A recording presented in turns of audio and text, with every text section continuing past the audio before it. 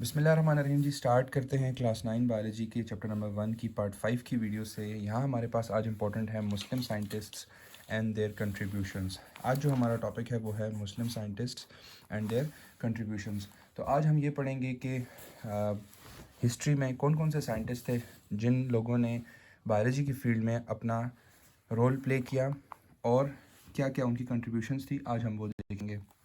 इन तमाम साइंटिस्ट को शुरू में इतना इंपॉर्टेंट नहीं समझा जाता था बिकॉज ये पेपर में नहीं आते थे, लेकिन अब चूंकि पेपर ई पेपर होता है और इसमें कंसेप्चुअल क्वेश्चंस पूछे जाते हैं और शॉर्ट क्वेश्चंस बहुत ज़्यादा आते हैं जिनमें टू द पॉइंट बात करनी होती है, तो ये बहुत ज़्यादा इंपॉर्टेंट हो चुके हैं ये साइंटिस्ट। तो हमें इनको सही से पढ़ना होगा, हर एक को इंडिविजुअल पढ़ना होगा और हर एक की स्पेशल जो कंट्रीब्यूशन है उसको याद रखना होगा। एमसीक्यू पॉइंट ऑफ व्यू से भी बहुत इंपॉर्टेंट है और शॉर्ट क्वेश्चन के लिहाज से भी बहुत इंपॉर्टेंट है। जब आप इनको सॉल्व करेंगे तो ये हेडिंग्स हैं, मैंने हेडिंग्स बनाई हैं 1 2 3 4 5 6। ये 6 हेडिंग्स हम हर साइंटिस्ट के साथ यूज़ करेंगे और हम देखेंगे कि कैसे उसकी कंट्रीब्यूशंस को हम इन 6 हेडिंग्स में समराइज़ कर सकते हैं। आपने सिर्फ ये हेडिंग्स याद कर लेनी है और इम्पोर्टेंट डाटा याद कर लेना है हर एक साइंटिस्ट का, ताकि हम हर एक साइंटिस्ट के लिए सेम बात याद करके लिख सकें। तो सबसे पहले बात करेंगे जी डेट ऑफ बर्थ की।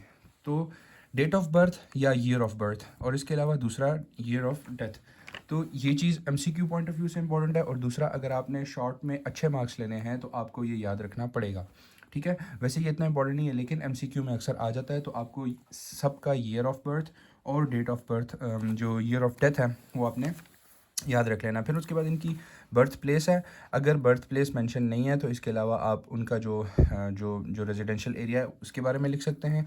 And then come the main thing जो कि हमारे पास है कंट्रीब्यूशंस उन्होंने क्या क्या की एंड मोस्ट इंपॉर्टेंटली उनकी बुक्स कौन सी थी, बिकॉज बुक्स पे बहुत ज़्यादा एमसीक्यूज आते हैं। एंड देन हमारे पास एक लास्ट हेडिंग आएगी मेन कंट्रीब्यूशन, या इसके साथ हम लिख देते हैं कीवर्ड।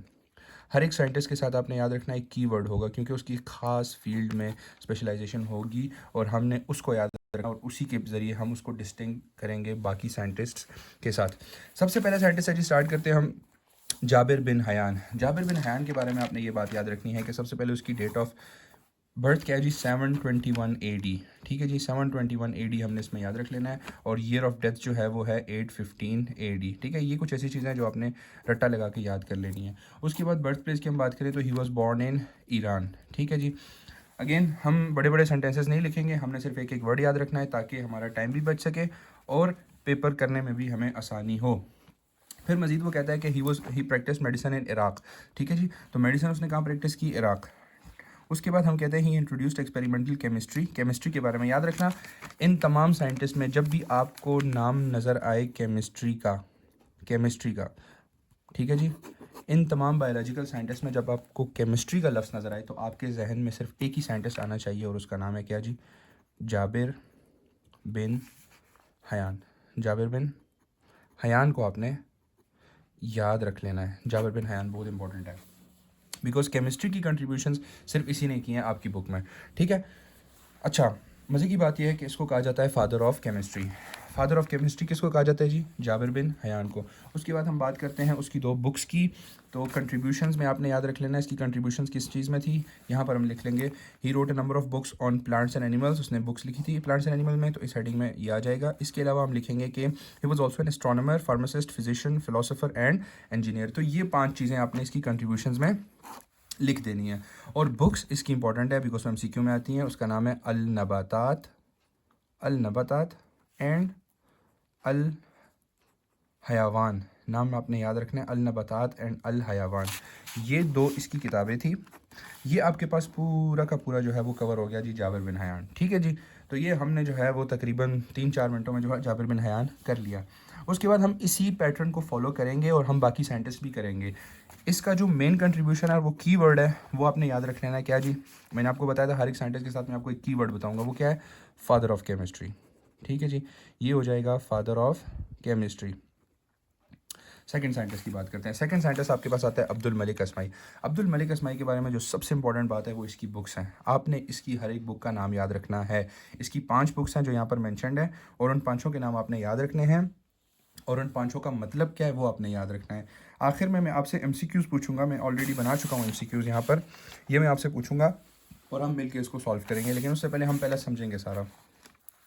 ठीक है जी। तो अब्दुल मलिक अस्माई की बुक्स के नाम, सबसे पहले अलखील। अलखील कहते हैं जी घोड़ों को, horses. Alkhail is the book about horses.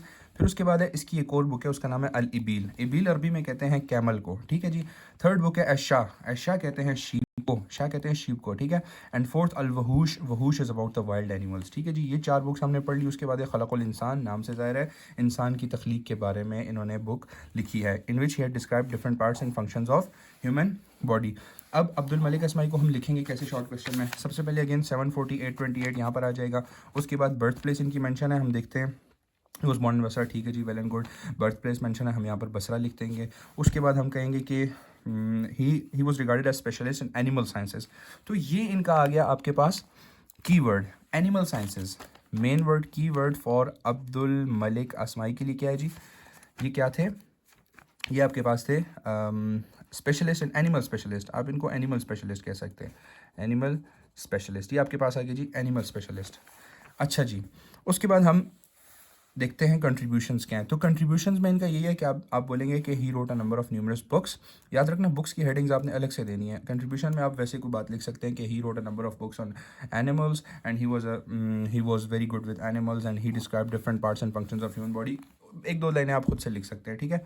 उसके बाद बुक्स की हेडिंग है कि तो बुक्स में आपने वो 5 किताबें लिख देनी है जो कि मैंने आपको बताई थी, और आपने साथ उनका मतलब भी लिखना है। Alkhail the book of horse, Albil the book of camels, Asha the book of sheep, Alwahush the book of wild animals, Khalqul Insan which was the book of human creation, about human creation.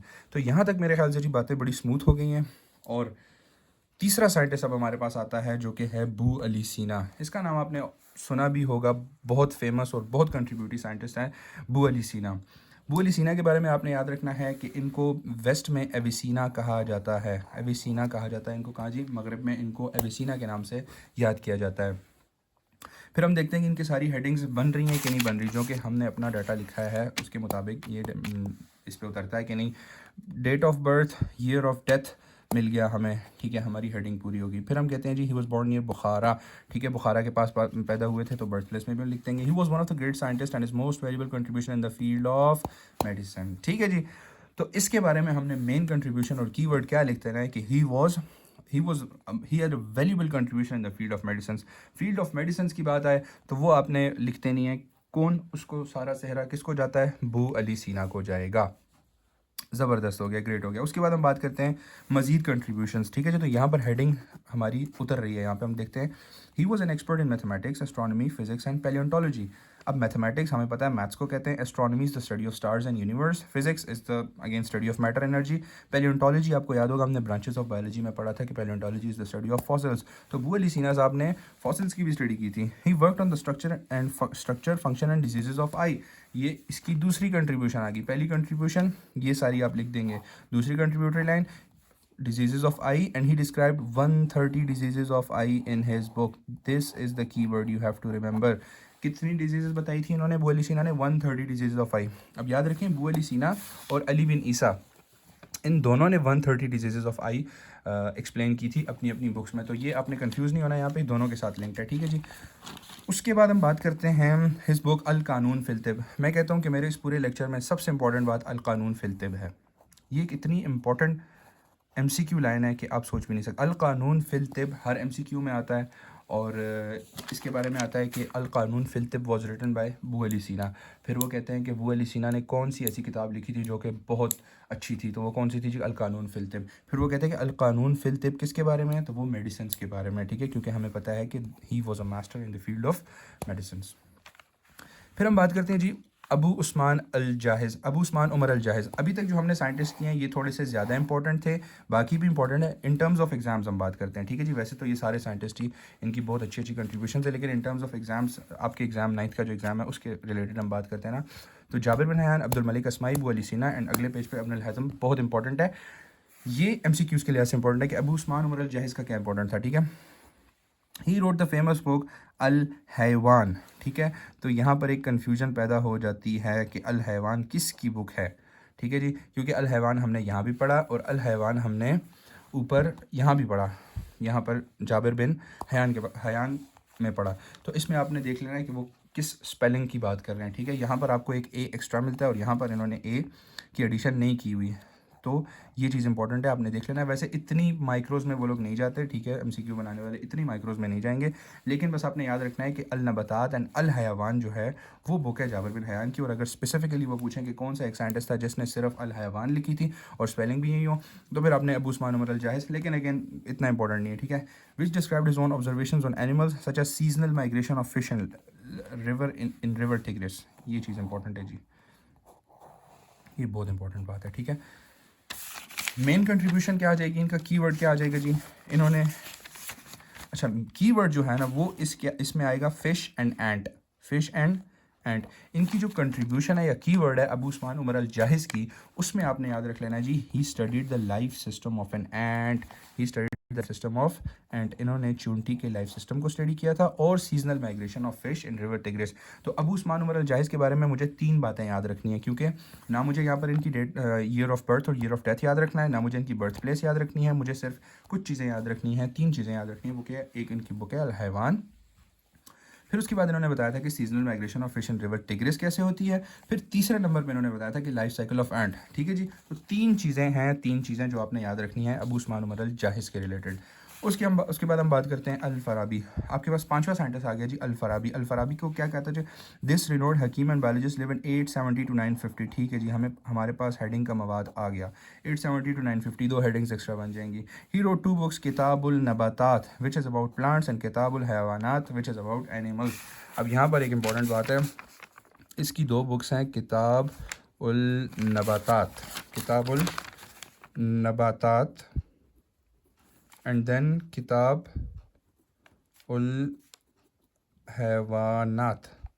अब ये बात हम ऊपर पढ़ चुके हैं कि किताबुल हैवान और किताबुल नबातात जो है वो तो जाबिर बिन हयान की बुक है, ठीक है। तो यहाँ पर भी अगेन एक बड़ी कन्फ्यूजन पैदा होती है, लेकिन इस कन्फ्यूजन को कैसे आपने दूर करना है, यहाँ पर इन्होंने स्ट्रेट अवे जो है ना वो स्पेलिंग्स का बहुत बड़ा दिया हुआ है, डिस्टिंक्टर दिया हुआ है कि किताब उल का लफ्ज़ जहाँ भी आए वो आपने अल फराबी के लिए यूज़ करना है, और हैवान नाथ, वहाँ पर हैवान था, यहाँ पर है हैवान नाथ, ठीक है जी। तो इसका प्लूरल आ जाता है, तो यहाँ पर आपने कंफ्यूज नहीं होना। किताबुल नबातात और किताबुल हैवानात जो है वो अल फराबी की बुक है। एंड अगेन हमें ये बात अब तो पता चल ही जानी चाहिए ना कि नबातात का लफ्ज़ जो है वो हमेशा प्लांट्स के लिए यूज़ होता है और हैवानात का लफ्ज़ जो है वो हमेशा एनिमल्स के लिए यूज़ होता है। तो अल फराबी ने ये अच्छा काम किया था कि उन्होंने प्लांट्स और एनिमल्स दोनों के बारे में अपनी कंट्रीब्यूशंस दी थी। फिर हम बात करते हैं जी अब्दुल कासिम अल ज़हरवी। अब्दुल कासिम अल ज़हरवी के बारे में आपने एक बात याद रखनी है कि इनको कहा जाता है father of surgery, father of surgery कहते हैं ऑपरेट करने को, ऑपरेशन करने को। तो ये वो साइंटिस्ट है, ये वो ग्रेट मुस्लिम सर्जन है जो कि 936 में पैदा हुए and then he died in 1004 AD। He was famous for removal of stone from urinary bladder. ये इंतहाई हाई यील्ड बात है कि इंसानी मसाने से स्टोन्स जो पथरी बन जाती है उसको किसने रिमूव किया था सर्जरी के थ्रू हमारे साइंटिस्ट में से। तो सबसे पहले किसने किया था, शाबाश, अब्दुल कासिम अल ज़हरवी ने। ठीक हो गया जी, यहाँ तक बात बड़ी स्मूथ हो गई। इनकी मेन कंट्रीब्यूशन या कीवर्ड क्या आ गया, अगेन ये आपके पास नहीं आते शॉर्ट क्वेश्चंस में, सिर्फ एमसीक्यू पॉइंट ऑफ व्यू से इंपॉर्टेंट है, ठीक है। जो शॉर्ट क्वेश्चन वाले साइंटिस्ट थे वो मैंने आपको ऑलरेडी बता दिए, Jabir bin Hayyan, Abdul Malik अस्माई, Abu Ali सीना, और next scientist the great ibn Al हैदम। ये बहुत इंपॉर्टेंट साइंटिस्ट हैं। जहाँ पर भी आप आँख का लफ्ज़ सुने, विजन का लफ्ज़ सुने, कैमरे का लफ्ज़ सुने, रेटिना का लफ्ज़ सुने, आपके जहन में एक ही बंदा आना चाहिए and that is this great scholar Ibn Al Haitham, ठीक है जी। 965 1039 AD, ठीक हो गया।